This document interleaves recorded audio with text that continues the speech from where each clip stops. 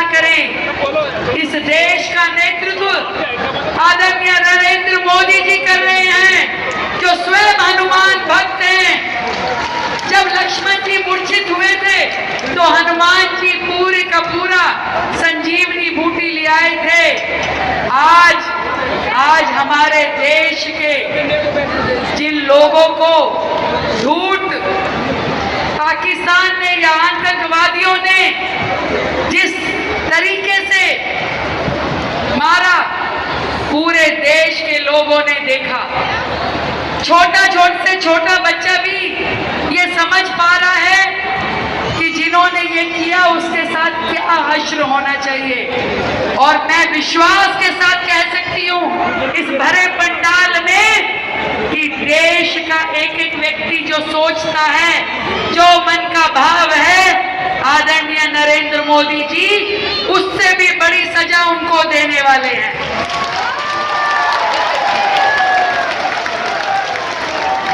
भारतवासियों का खून इतना सस्ता नहीं है। एक एक बूंद जो खून की जमीन पे बहाई है आतंकियों ने, जो बेकसूर लोगों की जान ली है, जो हमारी बेटियों को विधवा किया है, उसका कर्जा उनको चुकाना पड़ेगा। ना देश उनको छोड़ने वाला है और ना आदरणीय प्रधानमंत्री जी और गृह मंत्री जी उनको बख्शने वाले हैं। आपके चरणों में बहुत बहुत प्रणाम करती हूँ और आपकी शख्सियत को प्रणाम करती हूँ, जो हिंदुत्व के लिए हमेशा बढ़ चढ़ करके हिस्सा लेते हैं, अपनी बात रखते हैं। एक नाता आपका और मेरा भी बताना चाहूंगी। देखो, आप बाबा के भक्त हो तो बाबा के बच्चे आप हो और बाबा की बिटिया मैं हूं, तो हम भाई बहन हो गए। आप ज्यादा पूजा पाठ करते हो, बाबा आपसे ज्यादा प्रसन्न रहते हैं, पर बाबा मुझसे भी खुश रहते हैं। मैं तो हाथ भी जोड़ लेती हूँ तो कहते अच्छी बेटी है, ये भी काम कर रही है, कहते लगी रहो। तो मैं तो सोचती नहीं थी कि मैं मुख्यमंत्री बन के काम करूंगी दिल्ली में, पर ये बाबा की कृपा है जिन्होंने मुझे ये जिम्मेवारी दी। और दिल्ली की जनता जो सोचती है, माँ यमुना की सफाई से लेके गौ माता के संरक्षण की जिम्मेवारी जो मुझ पे दी है, मैं आपको विश्वास दिलाती हूँ, इन भक्तों को विश्वास दिलाती हूँ कि सच में इस बार गंगा घाट पे जब पूजा, यमुना घाट पे जब पूजा होगी तो हम आपको भी निमंत्रण देंगे। आप वहां आइए और आपके श्रीमुख से वहां पे भव्य संकीर्तन हो और माँ यमुना की आरती करते हुए दिल्ली वासी वो सुकून महसूस करें जिस सुकून के वो हकदार हैं। हमारी आराध्य माँ यमुना की सफाई हम सब का बहुत बड़ा ध्येय है और सरकार उसके लिए प्रतिबद्ध है। आपकी ये बहन, हमारे बाबा की ये बेटी अपना ये कर्तव्य जरूर निभाएगी। जय श्री राम, जय जय श्री राम। ऐसे समझो, कोई लड़की तुमसे उपत के कह दे हमें तुमसे शादी करनी है, चलो। तुम 10 बार सोचो, जब ये उपत के शादी के लिए कह रही है, पता नहीं कैसी हो, कितनी उपद्रवी हो। और कोई लड़की जबरदस्ती हाथ पकड़ के चल शादी करनी, तुम टेंशन में आ जाओ कि जब पहले ही दिन गुंडागर्दी चल रही, कल का पता नहीं। और कोई लड़की कुछ ना बोले और तुम देखने जाओ, चाय लेकर के आ गए, तुम चाय पियो, नजरें नीचे हो गए तो भले ही बाद में वो सींग मारती है।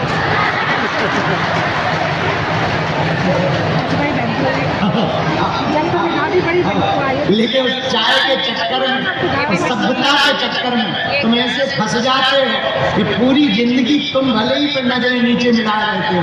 इसलिए अब तो जमाना बदल गया। पुराने जमाने में जब लड़का लड़की देखने जाता था तो लड़की बड़े संस्कारी कपड़े पहन करके चाय लेकर आती थी, लड़का पीता था, लड़की नीचे नजर करती थी, लड़का ऊपर। लेकिन बाद में ठीक बदल जाता था, लड़का जिंदगी भर बेचारा नीचे नजर करे रहता था, लड़की ऊपर। अब आज का तो जमाना नहीं है, हनुमान यही बचाए। आज के जमाने में हमें बोलना नहीं है, क्योंकि 5 दिन कथा भी सुना, पता लगे कल ही टमाटर घलने लगे। हमारी माता जी कह रही थी सुरक्षित ही बेटा घर। और धन्य है हनुमान, हनुमान जी से सीखे जावंत के वचन सुनी हनुमंत। अच्छा विचार करो, हनुमान जी को किसी से सुनने की जरूरत है, किसी से पूछने की जरूरत है? जरा बता जरूरत है? अरे जो स्वयं जय हनुमान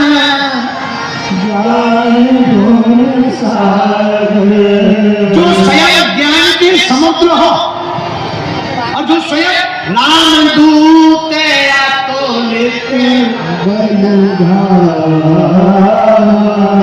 स्वयं बल के धाम हो, ज्ञान के समुद्र हो, तुम बताओ क्या उनको किसी से पूछने की जरूरत है? बोलो, अरे जोर से बोलो ना, पता है नहीं है। और धन्य है ज्ञान के सागर, बल के धाम, फिर भी पूछ किससे रहे? बूढ़े जामवंत जी से। क्यों? शिक्षा देने के लिए पूछ रहे हैं कि हमारी तो ठीक है, आने वाले हमारे चेलो सीख लो। कितने भी बड़े हो जा, बड़े तो आखिर बड़े होते हैं, उनके पास अनुभव पड़े होते हैं। इसीलिए हनुमान जी जामवंत जी से पूछ रहे। चौपाई कहती है जामवंत के गाइए सुनी हनुमंता।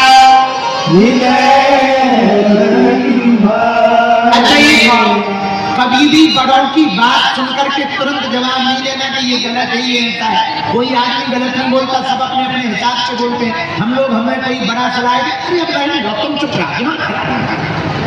हनुमान जी ऐसा ना, क्या सुनी हनुमंत वो बात समझे। लंका में जब हनुमान जी गए तो जामवंत जी की नहीं सुनी। उन्होंने तो कहा था कि इतना करो तात तुम जाई, सीता देख कहो